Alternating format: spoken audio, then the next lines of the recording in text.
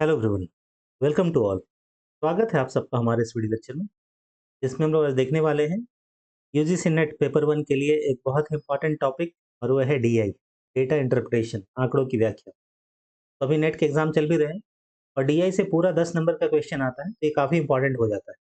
ठीक है, तो आज हम लोग एक क्वेश्चन लेंगे और इसे सॉल्व करेंगे। ये प्रीवियस ईयर में आया क्वेश्चन है और काफ़ी इंपॉर्टेंट क्वेश्चन, इससे आप आपके जो है ना कंसेप्ट काफ़ी क्लियर हो सकते हैं अगर आप इसे ध्यान से देखें।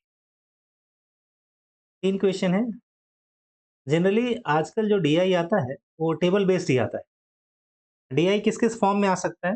तो एक जो सबसे मेन है, जो सबसे आने का, ये हमारा ये है टेबल बेस्ड। एक टेबल दिया रहता है और उसके बेस पे आपको 5 क्वेश्चन करने होते हैं। दूसरा हो सकता है ये या तो पाई चार्ट के फॉर्म में है, पाई, या एक बार ग्राफ दे दे। ठीक है, या एक लाइन ग्राफ दे दे। ये कुछ भी हो सकता है, लेकिन सबसे जो इंपॉर्टेंट है हमारा ये टेबल वाला ही। इस क्वेश्चन को हम लोग स्टडी करेंगे और वन बाय वन सॉल्व करेंगे। 3 क्वेश्चन मैंने ले रखे हैं प्रीवियस ईयर के इस टेबल पे, और ये कुछ लोगों का डाउट भी था, इसलिए मैंने इसे सॉल्व कर दिया। क्वेश्चन जो हिंदी में भी है और इंग्लिश में भी है, तो आप इसे ध्यान से देखें। क्वेश्चन में क्या बोला जा रहा है कि the following table shows the percentage profit earned by two companies A and B during the year 2011 to 15. Answer question 35 to 37 based on the data contained in the table.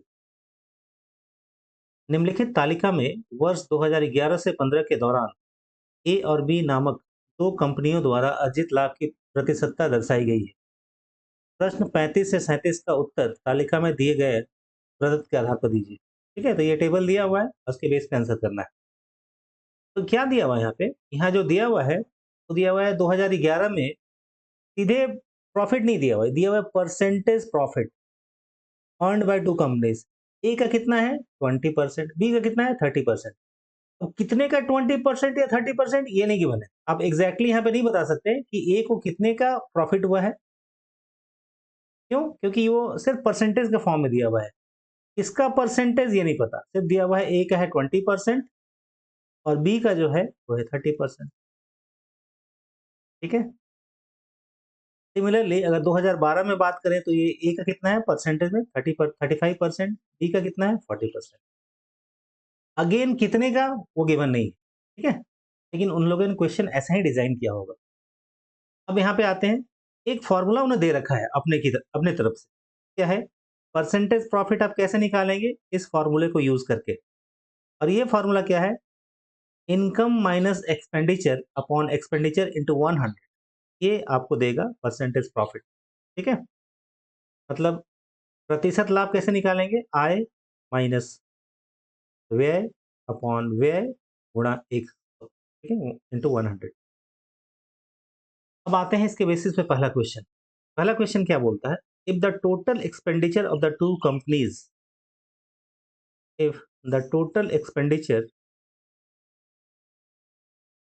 of the two companies was rupees 9 lakhs in the year 2012, and the expenditure of A and B were in the ratio 2 is to 1, then what was the income of the company A in that year? ठीक है, मैं question को हिंदी में भी read कर देता हूँ। यदि दो कंपनियों का कुल व्यय वर्ष 2012 में 9 लाख रुपए था और ए और बी के व्यय का अनुपात 2:1 था, तो उस वर्ष में कंपनी ए की क्या आय थी? आय क्या थी? ये आपको निकालना है। 4 ऑप्शन दिए गए हैं, 9.2 लाख, 8.1 लाख, 7.2 लाख एंड 6 लाख। ठीक है, अब देखिए आपको करना क्या है। पहले आपको इसके लिए रेशियो जानना पड़ेगा, अनुपात। ठीक है, तो रेशियो का आइडिया होना क्लियर है। रेशियो क्या दिया हुआ है? ए और बी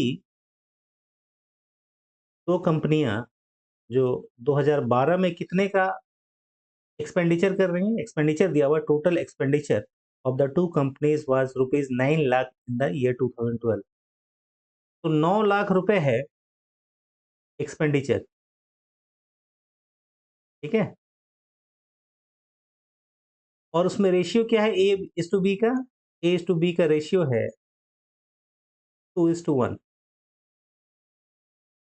तो इसके बेसिस पे आप ये निकाल सकते हैं कि कंपनी ए ने कितना एक्सपेंडिचर, कितना व्यय किया और कंपनी बी ने कितना व्यय किया। उसके बाद आपको ये फ़ॉर्मूला देखना पड़ेगा। ये फ़ॉर्मूला क्या बोलता है? ये फ़ॉर्मूला बोलता है परसेंटेज प्रॉफिट। हिंदी में भी लिखा हुआ है, इंग्लिश में भी लिखा हुआ है, तो कोई दिक्कत नहीं है। परसेंटेज प्रॉफिट इक्वल टू प्रतिशत लाभ इक्वल टू आय माइनस व्यय अपॉन व्यय इंटू 100। इनकम आई से लिख देते हैं, माइनस एक्सपेंडिचर ई से लिख देते हैं, बड़ा ना लिखना पड़े, अपॉन ई इंटू 100। ठीक है। आप अपना कोई फार्मूला नहीं लगाएंगे क्योंकि यहाँ पे दिया हुआ है परसेंटेज प्रॉफिट का फार्मूला, आपको इस तरह से निकालना है। अब देखिए, आपका जो सबसे मेन चीज क्या है, then what was the income of the company A in that year. कौन सा साल? 2012। तो आप इस फॉर्मूले से देखिए, अगर आपको ई मिल जाए एक्सपेंडिचर, ठीक है, यहाँ तो 100 है constant value. Percentage profit table में दिया हुआ है 2012 का, 2012 का परसेंटेज प्रॉफिट गिवन है, यहाँ देखिए। अच्छा, अगर एक्सपेंडिचर निकल जाए तो आराम से इस फॉर्मूले में वैल्यू पुट करके इसका आंसर निकल सकते हैं। ठीक है, कैसे निकालेंगे? देखिए, एक्सपेंडिचर निकालने के लिए कंपनी ए का आप क्या करेंगे? कंपनी ए का एक्सपेंडिचर निकालने के लिए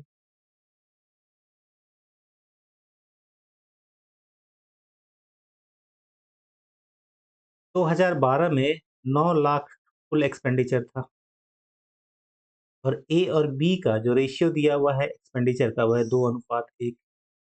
तो ए ने कितना खर्च किया, कैसे करेंगे?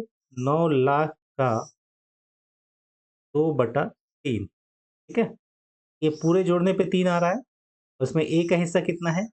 2, ये 2/3, तो कितना आएगा?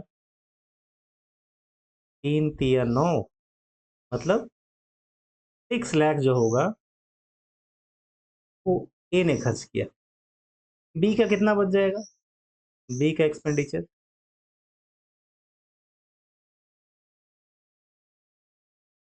जाहिर सी बात है 3 लाख बच जाएगा, क्योंकि कुल कुल जो है हमारा 9 लाख। लेकिन अगर आप रेशियो के हिसाब से करना चाहें तो कैसे करेंगे? 9 इंटू, इसमें से बी का हिस्सा है 1 और कुल है 3, 3 3 जा 9, 3 लाख। क्लियर? तो ए का निकल गया 6 लाख, बी का निकल गया 3 लाख। अब पूछ रहा है what was the income of the company A in that year. देखिए, सबसे मेन चीज तो हमने कर लिया। अब पुट करते हैं, 2012 में ए का जो था वो था 35%, है ना? तो ए का परसेंटेज प्रॉफिट था 35 इक्वल टू आई इनकम, यही निकालना है। एक्सपेंडिचर ए का निकल गया, ए का कितना एक्सपेंडिचर निकला है? 6 लाख, तो यहाँ 6 हो गया, अपॉन यहाँ भी आपका 6 ही आ जाएगा क्योंकि आपका जो है नीचे ही फॉर्मूला में ई ही है एक्सपेंडिचर, इंटू 100। अब इसे आप सॉल्व करिए, सॉल्व करेंगे तो ये क्रॉस मल्टीप्लिकेशन होता है, कैसे होगा? ये इससे गुणा हो जाएगा। ठीक है, तो 6 पचे 30, 6 3 18, 19 20 21, 210 इक्वल टू आई माइनस 6, और ये ऊपर वाला जो है 100 से गुणा होगा। इसे जब सॉल्व करेंगे तो क्या आएगा, आप देखिए। 210 इक्वल टू 100 आई माइनस 100 गुणा 6, 600। ठीक है, इसको जब इधर लाएंगे तो क्या हो जाएगा, प्लस हो जाएगा। तो 210 प्लस 600 इक्वल टू 100 आई, आपको आई का मान निकालना है। ये हो गया 810 इक्वल टू 100 आई। आई कैसे निकलेगा? 100 नीचे आ जाएगा, 810/100 इक्वल टू आई, और ये सीधे आप कट कर देंगे, एक जीरो एक जीरो, तो यहाँ पॉइंट यहाँ आ जाएगा। तो आंसर क्या आएगा? 8.1। आंसर किस में है? लाख में। हमारा आंसर क्या आ गया? 8.1 लाख। क्लियर है? तो देखिए, काफ़ी अच्छा क्वेश्चन है, बहुत ही बढ़िया क्वेश्चन। अगर आप इसे समझ लेते हैं तो आपको बहुत ही आसानी होगी, कि क्योंकि यहाँ पे रेशियो का भी कंसेप्ट है, अनुपात का। परसेंटेज प्रॉफिट कैसे निकालना है वो भी है, और एक टेबल को अच्छे से समझना, जो कि सबसे इम्पोर्टेंट काम होता है एग्जाम के लिए। ठीक है, अब आइए 35 के बाद अगला क्वेश्चन करते हैं, क्वेश्चन 36। क्या बोला जा रहा है? What is the average percentage profit earn by the company B? Average, ठीक है, आप कैसे निकालेंगे? एवरेज कैसे निकलता है? तो बी के बारे में बोला गया, तो बी यहाँ है। एवरेज कैसे निकलेगा? 2011 में कंपनी का जो प्रॉफिट है वो कितना है? 30 लैक्स में, परसेंटेज में 30। दूसरा किस में है? 12 में, अगेन 40, 13 में 35, 14 में 50 और 15 में 30। आप इसको किससे डिवाइड करेंगे? एवरेज निकालने के लिए 5 से डिवाइड करेंगे। तो हमारा क्या है? एवरेज परसेंटेज प्रॉफिट जो है, यानी लाभ की औसत प्रतिशतता, ये निकल जाएगी। तो चलिए इसको जोड़िए और 5 से भाग दीजिए। तो 5, 5, 10, 0, 3, 1, 4, 5, 9, 3, 12, 4, 16, 3, 19, 190/5। तो 5 तिया 15, 4 बज गया, 5 अठे 40, कितना आ जाएगा? 38%। हमारा आंसर आ गया 38%। कौन सा ऑप्शन? Option number 3, 38%। ठीक है। नाउ अगला question 37, in which year the percentage profit earned by the company B is less than that of company A? तो देखिए कभी कभी क्या होता है ना, कोई क्वेश्चन आसान पूछा हुआ रहता है और स्टूडेंट ऐसा सोचते हैं एग्जाम हॉल में कि पता नहीं ये क्वेश्चन इतना इजी क्यों है, मतलब कुछ ना कुछ इसमें ट्रिक है, कुछ ना कुछ इसमें ऐसा पॉइंट है जो मुझसे पकड़ा नहीं जा रहा है, और इस चक्कर में वो आसान क्वेश्चन को भी गलत कर देते हैं। ये कुछ क्वेश्चन वैसा ही है। सिंपली आपको इसमें देखना है, क्या देखना है? इस वर्ष में कंपनी बी द्वारा अर्जित लाभ की प्रतिशतता कंपनी ए द्वारा अर्जित लाभ की प्रतिशतता से कम है। साथ में आप ऑप्शन भी देख लीजिए, 12, 13, 14 और 15। ठीक है। ऑप्शन क्या दिया हुआ है? 12, 13, 2014, 2015। In which year the percentage profit earn by the company B is less than that of company. आप क्या करेंगे? अब क्वेश्चन में यहाँ देखिए टेबल में 11 को छोड़ के सारे ऑप्शन है। 11 में क्या है? 2011 में बी की जो परसेंटेज प्रॉफिट है वो ज्यादा है, और ऑप्शन में ये है ही नहीं। ऑप्शन में क्या क्या है? 12, 13, 14 और 15। बाकी में देखिए आप, 12 में बी की जो प्रॉफिट है वो ए से ज़्यादा है, 13 में बी की प्रॉफिट जो है ए से कम है। आपसे क्या पूछा गया है? कम वाला। तो आपका आंसर तो मिल गया 2013, लेकिन और आगे देख लेते हैं। 14 में 2014 में 50 ये ज़्यादा है, 15 में 35 जो है 25 से ज़्यादा है। तो एक ही ऑप्शन है 2013, और ये एग्जैक्टली क्या करना है? कुछ नहीं करना है, टेबल को देखना है, रीड करना है और आंसर बताना है। आंसर क्या हो जाएगा आपका? 2013।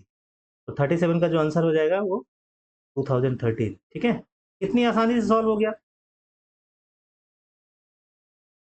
इसी क्वेश्चन में अगर स्टूडेंट अपना दिमाग लगाते कुछ एक्स्ट्रा, पता नहीं ये इतना आसान कैसे हो सकता है, इसमें कुछ ना कुछ ट्रिक होगा, और उस चक्कर में ये गलत हो जाए। ठीक है। ये तीनों क्वेश्चन हमने कितनी आसानी से सॉल्व कर लिया।